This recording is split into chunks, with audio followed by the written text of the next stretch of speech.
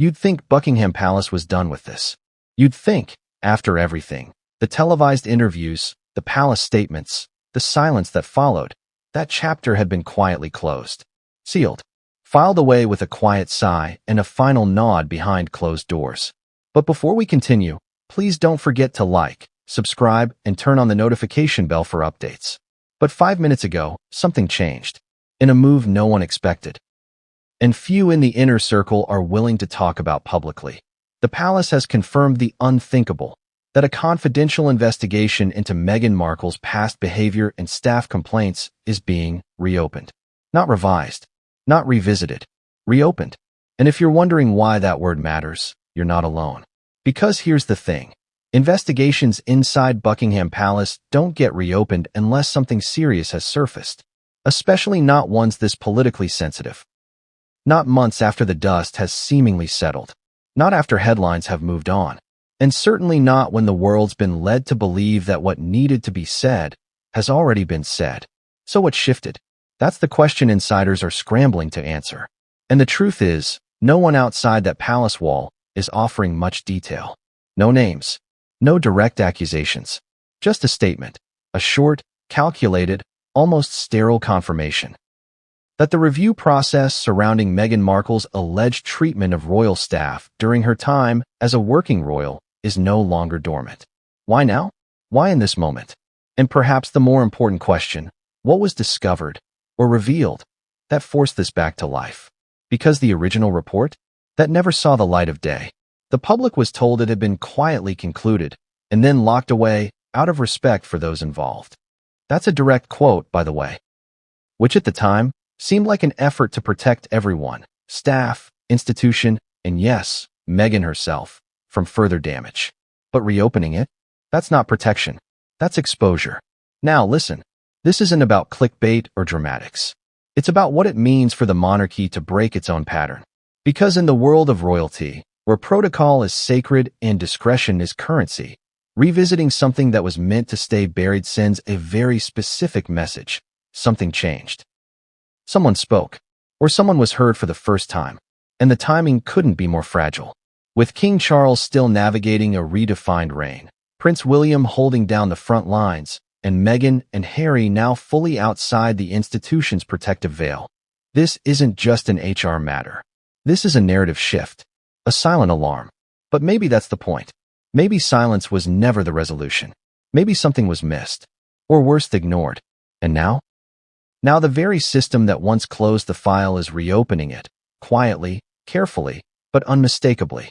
But what prompted that decision? Who came forward? And what's in that sealed report that could shift everything the public thought it knew? What comes next? No one inside the palace wants to say out loud. But we will. Because what's buried doesn't always stay buried. Was it ever really closed? Or was it simply contained? There's a difference.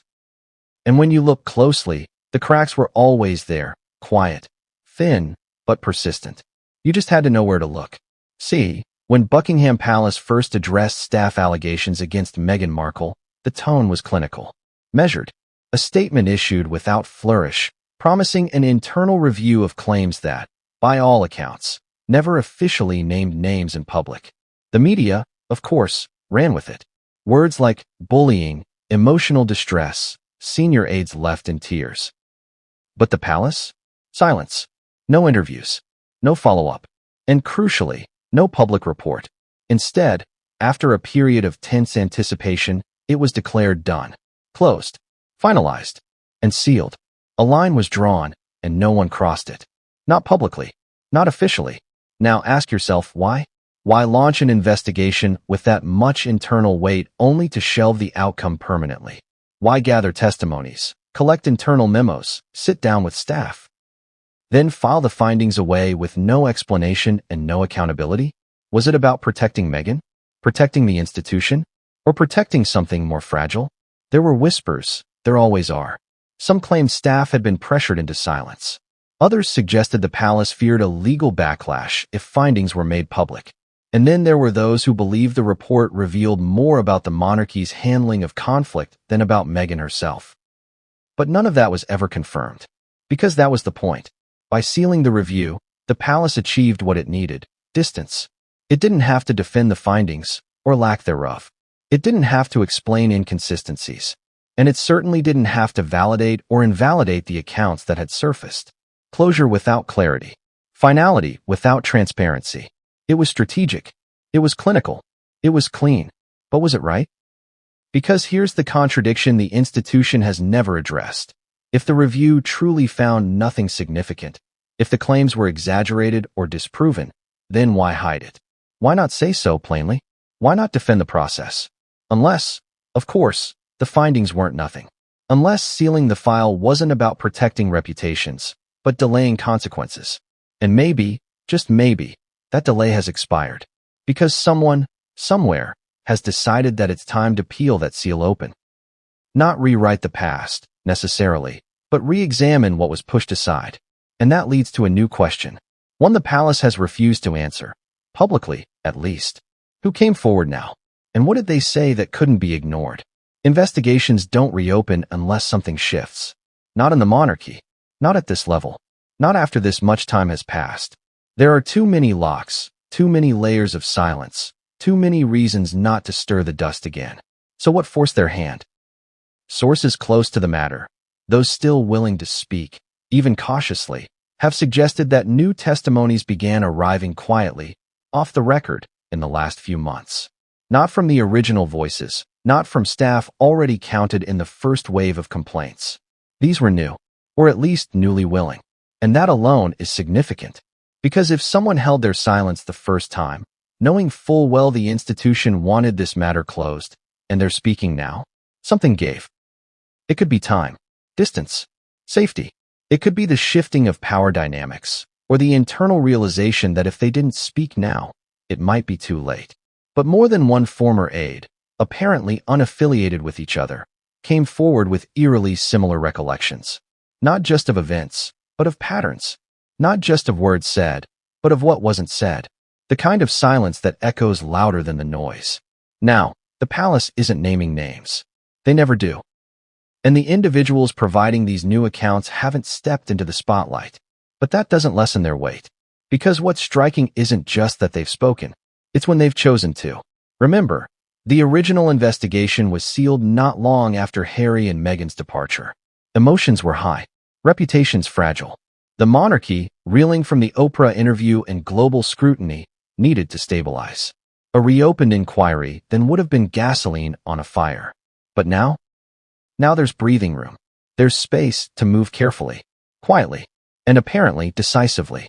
What we're hearing, carefully filtered through insiders and corroborated by journalists close to the palace, is that the new testimonies weren't random. They echoed details from the original complaints. Not just in tone, but in sequence. Specific moments. Emotional shifts. Pressure points. It was enough to raise internal alarms. Enough to reassemble a team. Enough to unlock what was sealed. And here's what makes it all more complicated. It wasn't just a new version of the same story. One of the testimonies reportedly introduced an entirely new layer. Something that wasn't even on record before. A name. A date. A consequence. And that one detail changed everything. Because now the palace isn't just revisiting behavior.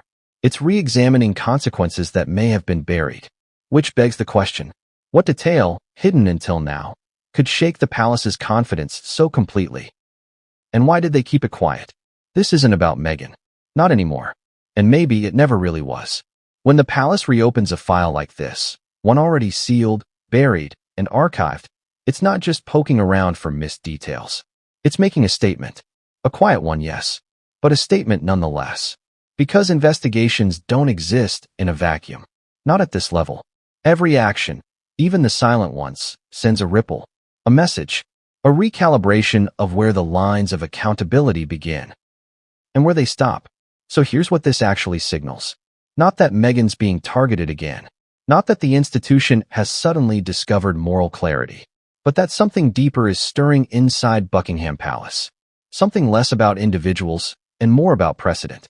If silence failed to preserve stability, if containment only delayed the inevitable, then reopening this file becomes more than a procedural step. It becomes a warning, a quiet, internal alarm. See, the monarchy has always thrived on the illusion of permanence. It doesn't explain itself. It doesn't shift under pressure. And when it does bend, it does so behind heavy doors. But this is different. This is the system acknowledging, for perhaps the first time in this particular saga, that what was once brushed aside might actually require reckoning. That the cost of keeping it sealed now outweighs the risk of letting it breathe. And that has consequences, not just for Meghan, but for everyone inside those walls who believe the old playbook would hold. Because if the rules can bend once, they can bend again. If silence can be broken now, it can be broken tomorrow, which is precisely why this moment feels so fragile. There are staffers, senior and junior, who've built careers around discretion. Advisors who've quietly exited in the last year with no explanation. Figures in the Royal Communications Office who are, according to insiders, nervously watching the language being used. Because what happens if this becomes a pattern? What if more sealed files start to shift? What if this quiet re-examination doesn't stop with one woman? What if, in reopening the investigation into Meghan's past conduct, the palace inadvertently opens the door to something far bigger? Something not just about her, but about them. And that door? It may already be cracked open. Because just this week, a second internal review, unrelated but adjacent, was flagged. No announcement, no confirmation, just whispers. And if that turns out to be true, then what happens next may unravel more than anyone inside the royal circle ever intended. It's one thing to open an investigation. It's another to reopen it. But the most unsettling part? Knowing you can't close it the same way twice. Because now the question hangs over Buckingham Palace like fog over the Thames, quiet, unrelenting, and impossible to ignore. What was so urgent, so irrefutable, that the palace broke its own silence? What detail, what testimony, forced their hand? And perhaps more importantly, what happens if the public never sees it? Because let's not forget, we've been here before. A moment where accountability was promised but not delivered. Where process replaced transparency. Where outcomes were sealed behind royal protocol and polite press statements. But this time, the act of reopening the investigation is the story. It's a confession without language. A silent acknowledgement that something didn't sit right the first time. That something lingers. That something wasn't finished. And here's the tension the palace now faces. By revisiting this sealed file, they've invited more questions than answers. Not just about Meghan's behavior, but about the institution's response to it. About the staff it vowed to protect. About the promises it made quietly to the people who left, some in tears, some in silence.